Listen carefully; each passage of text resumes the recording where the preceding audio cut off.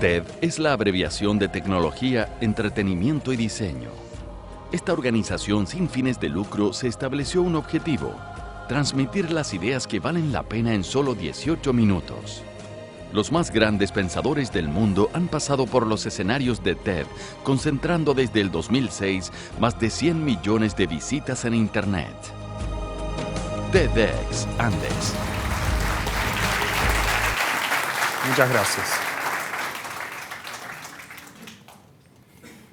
Bueno, de lo que voy a hablar básicamente tiene un poco que ver con esto del sexto sentido también que acabamos de ver, teniendo en cuenta en realidad otra dinámica y básicamente pensando en que la tecnología es una extensión de nuestras capacidades.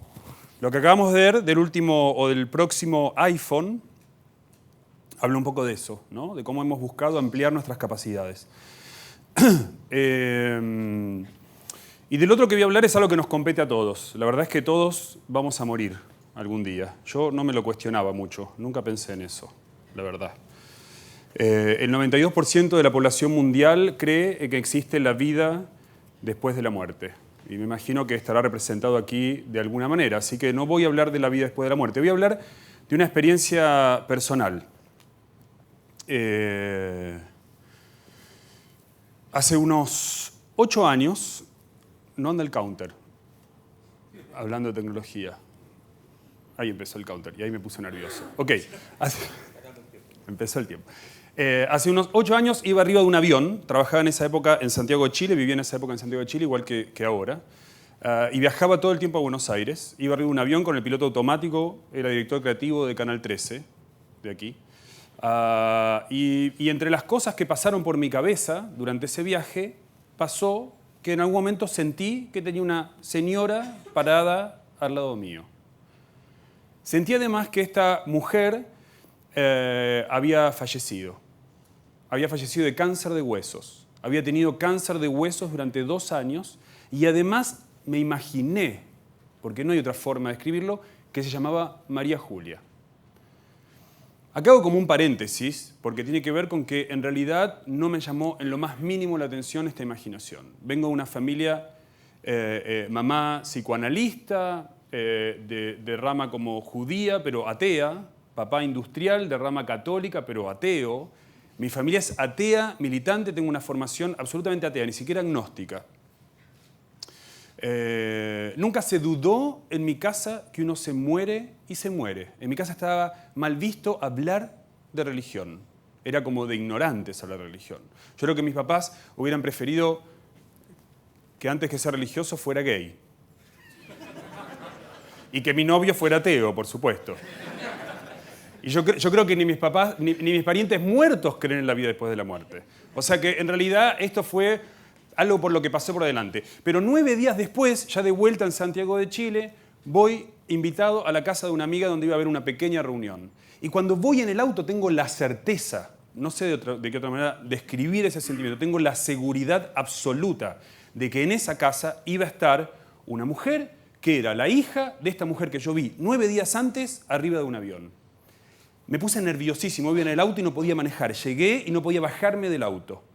Cuando se abrió la puerta, me encuentro con mi amiga y al lado hay una persona a la que nunca vi antes, a la que no conocía antes, Vilma, pero que sin embargo sentí que la conocía mucho. Incluso me emocioné y hasta la saludé como un poquito más efusivamente de lo que corresponde socialmente. Me aguanté, no me aguanté más y en un momento la agarré y le dije, discúlpame, ¿tu mamá falleció? Sí. ¿Falleció de cáncer de huesos? Sí. ¿Falleció hace 1 año? ¿Tuvo 2 años? Sí. ¿Tu mamá se llama María Julia? Sí. Bueno, fue un lío. La reunión se transformó. Y cuando ella empezó a llorar y a preguntar si se podía fumar, y empezó a fumar y la gente empezó como a dar vueltas alrededor y este tipo está absolutamente loco. ¿Y qué está pasando? A mí me empezó a bajar otra información. Yo sabía cómo era la casa en la que vivía, sabía que la habían mudado del piso de arriba al piso de abajo, que la habitación de abajo estaba pintado de acá para abajo de color rosado y de acá para arriba tenía una repisita donde había un montón de fotos. Que el hijo de esta mujer, hermano de Vilma, vivía en la casa de al lado, que se había hecho una puertita por el antejardín para no tener que pasar por la calle y pasar directamente a la casa, y que además cantaban, y un montón, y nombres de nietos, y nombres... Fue una revolución para todos los que estábamos ahí, por supuesto una revolución para mí, por supuesto una revolución para mis padres, para mi hermano, para mi mujer, para mi familia. Los siguientes 2 años fueron una revolución total. Empecé a hacer reuniones una vez por semana. Reuniones donde iba una persona a la que yo no conocía y de repente yo le empezaba a hablar de cosas que sus parientes fallecidos sabían, le querían decir. Cosas muy concretas como esta. Me empezó a pasar también que 2 días antes, 3 días antes, empezaba a tener como estas imaginaciones de que estaba como hablando con alguien.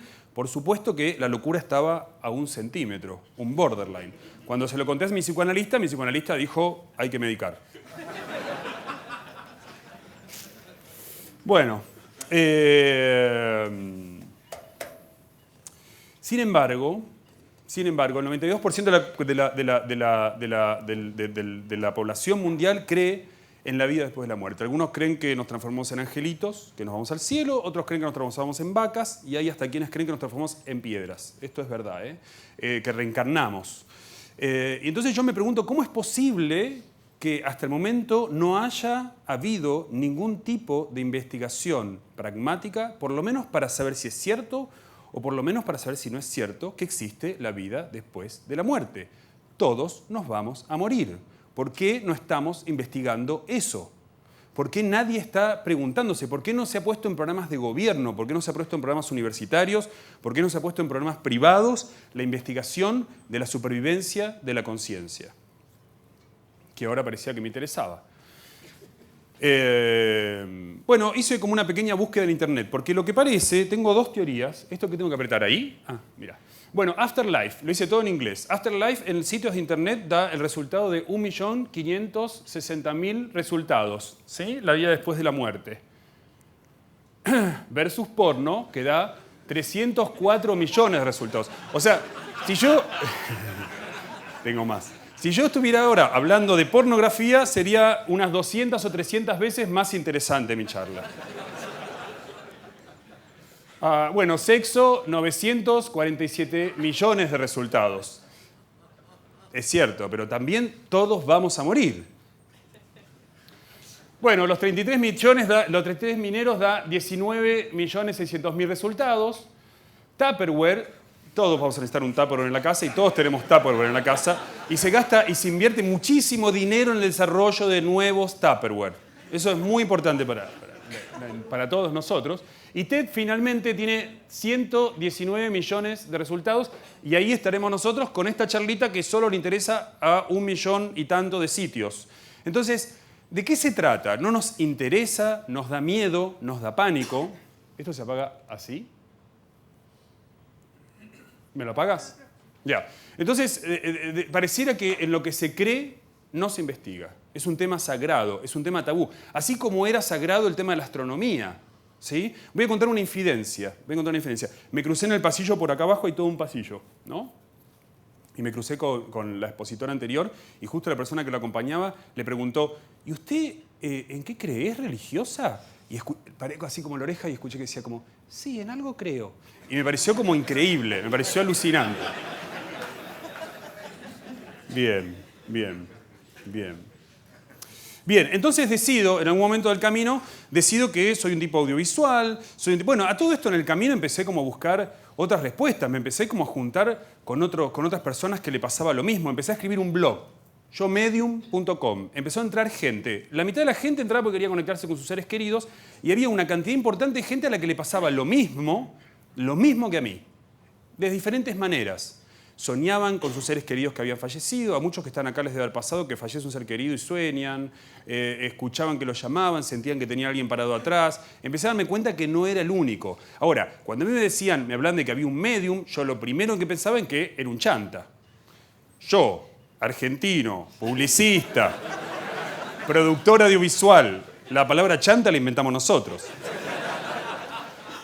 Pensaba que era un chanta. Entonces lo que decidí es que había que hacer un laboratorio. El laboratorio se llama Intangible Lab. no lo busquen porque no está disponible. El laboratorio lo hice junto con la Universidad UNIAC. Para mí fue muy importante que la Universidad UNIAC se la rejugara en esto y me apoyara y tener una universidad detrás. Básicamente un laboratorio que de lo que se trata es de pensar en lo siguiente. Si alguien se muere, lo primero que va a querer hacer es comunicarse. Comunicación extrema. Lo primero que va a querer hacer es comunicarse con sus seres queridos para decirles que llegó bien, que está bien. Hay una predisposición a eso, es algo natural. Es como cuando uno se va de viaje y llega con el avión y se baja y lo primero que hace es o llama o manda un mensaje de texto. Dependiendo de la cantidad de años que lleve de casado, por supuesto.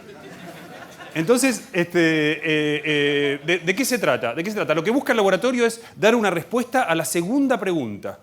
La primera pregunta es ¿de dónde venimos? La respuesta posible es la evolución, Dios, la teoría del caos. La segunda pregunta es ¿hacia dónde vamos? ¿Qué pasa con nosotros cuando morimos? Y por supuesto hay respuestas evolución, religiosas, creencias. Las dos preguntas están tan lejos de ser comprobadas pragmáticamente, tan lejanas de ser comprobadas pragmáticamente, que se nos pegan. Se nos pegan la posibilidad de respuesta. Y en realidad lo que yo quiero hacer es separarla, porque me asumo como una persona atea todavía. Me cuesta mucho porque tengo una formación que es así, es muy difícil. Entonces, he separado las dos preguntas y a lo que quiero ir es a la segunda pregunta. ¿Dónde estamos? ¿Qué sucede cuando morimos? La forma en la que funciona el laboratorio es de la siguiente manera. Se para frente a mí una persona en la que no hay un equipo de producción, hay voluntarios en diferentes partes del mundo, hay voluntarios en Argentina, en España, en México y en Los Ángeles. Se para una persona delante mío, a la que yo no conozco, de la que yo no tengo información, de la que no sé absolutamente nada, ni siquiera sé a quién quiere contactar, y yo empiezo como a imaginarme que tengo una persona para dar al lado, y que esa persona que tengo para dar al lado empieza a bajarme cierta información. ¿Qué información es la que voy a buscar y la que se pide? La información son pruebas de vida. Es como si esa persona estuviera secuestrada y yo le tuviera que pedir unas pruebas de vida a los secuestradores para demostrar que están vivos. Las pruebas de vida son recuerdos en común, anécdotas, nombres, sobrenombres, fechas, direcciones, cosas que esta persona y la persona que tengo enfrente conocen en común. Solo que ellos conocen en común. Esa es como la primera etapa. Hasta el momento he hecho unas 250 reuniones, de las cuales han fracasado 50. O sea que hay 200 que han funcionado. Y de esas 200 me he quedado con 70 sesiones, un poquito más ahora porque estuvimos haciendo la semana pasada muchas, pero 70 sesiones grabadas, en general a 2 cámaras, a 3 cámaras, lo he hecho hasta en 5 cámaras, con micrófonos, con gente que toma apuntes, con ese material después como se analiza. Hemos elaborado como muchas teorías, la mayoría de las teorías van como cambiando, van como... Lo segundo que vamos a preguntar, las segundas pruebas de vida que queremos, son pruebas de que siguen alrededor de nosotros y que saben de nosotros. Entonces ahí una prueba tan sencilla y tan cotidiana como cambiaste la tela del sofá se transforma en una prueba increíble. Es casi un milagro. Lo que sucede es un milagro. Yo creo que mi abuelo me escucha y se retuerce en la tumba, pero sí, es como un milagro.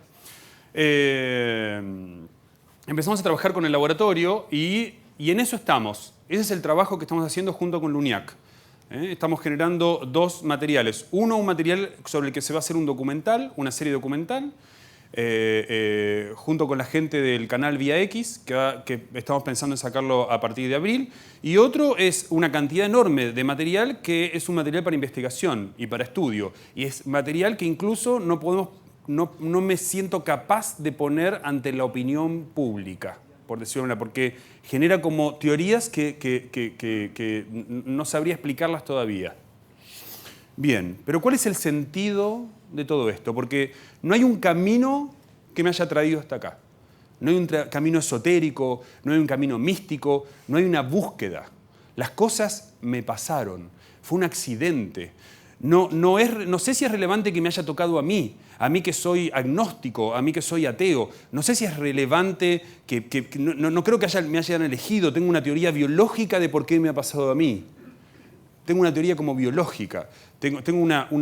Me encontré de repente con un conocimiento más grande que yo. Un conocimiento gigante. Un conocimiento que me hacía así de chiquitito. Un conocimiento al que no hubiera podido llegar de una manera intelectual.